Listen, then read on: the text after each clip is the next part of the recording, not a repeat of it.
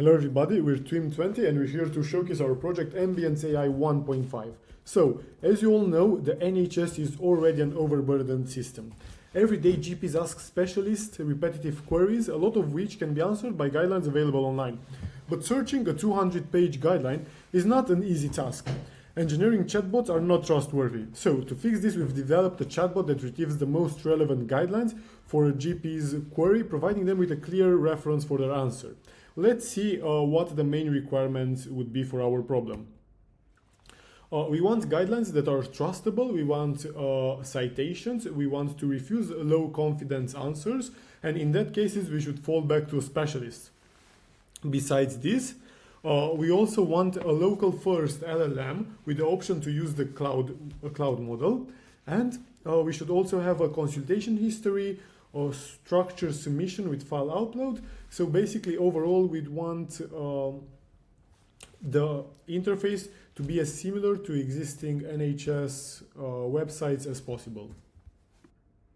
Looking under the hood at our system architecture, we designed a highly modular and secure environment. Our users, GPs, specialists, and admins all route their traffic to an NGINX gateway. This gateway connects to our React frontend and Fast API backend. For data storage, we utilize PostgreSQL enhanced with pgvector alongside a Redis cache and queue system.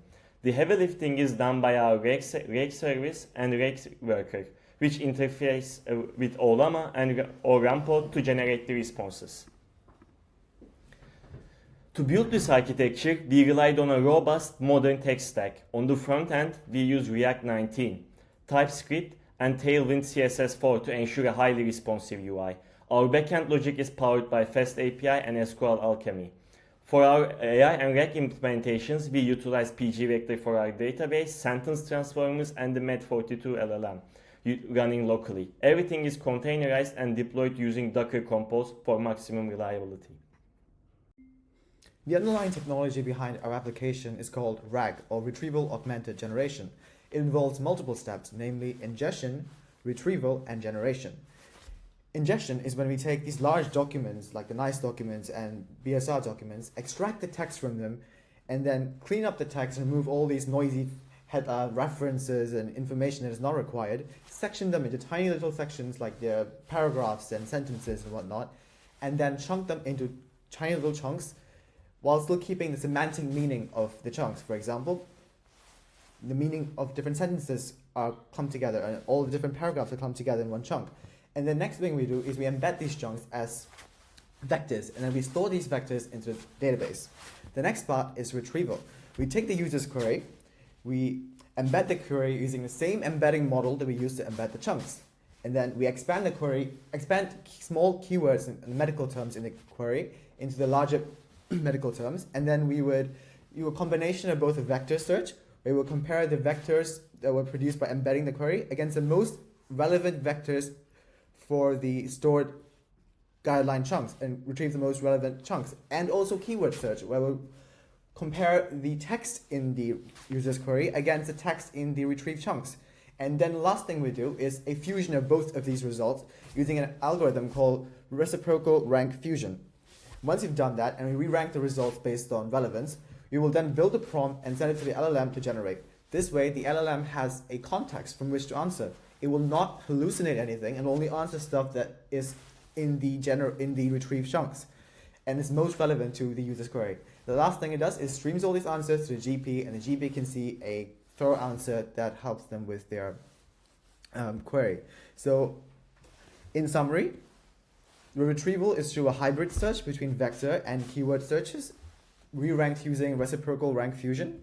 We ground the results in citations with links where you can click the citation and it'll bring you to the exact page of that exact document, making it much easier for you to review everything. And the model we're using is both a combination of a smaller 8 billion parameter model or a 70 billion parameter model, depending on the complexity of the query, balancing both accuracy and ease of use and speed of use. Our project includes many different important platform features which we're excited to share with you. Firstly, I want to talk about auth and security. This allows verification, passwords, password resetting, and just added security when logging in. The GP workflow and the specialist review work in tandem. The the GP will submit the query, and the specialist will review this, and then it can regenerate, has multiple options, and then they can either approve it, reject it, and then submit it back to the GP, where they can now take that guidance and give it to the patient. Real-time streaming is seen in the GP workflow and specialist review when regenerating or generating responses, and it allows live streaming of tokens when the AI model is generating the answer to be streamed, and you can see the model generating in real time. Our chat also allows you to attach files, which can be interpreted and then passed to the AI model on runtime. And when a GP's query has been either approved or rejected, you'll get a notification, and they can see that notification and know that their query has been handled. Caching is made to improve speed on the back end, with recent queries being sped up.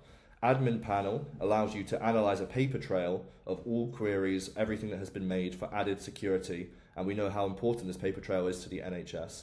The web crawl allows ingested documents to be automatically updated, and it crawls the NICE guideline and the BSR guidelines web pages to look for all the relevant documents to ingest into our system.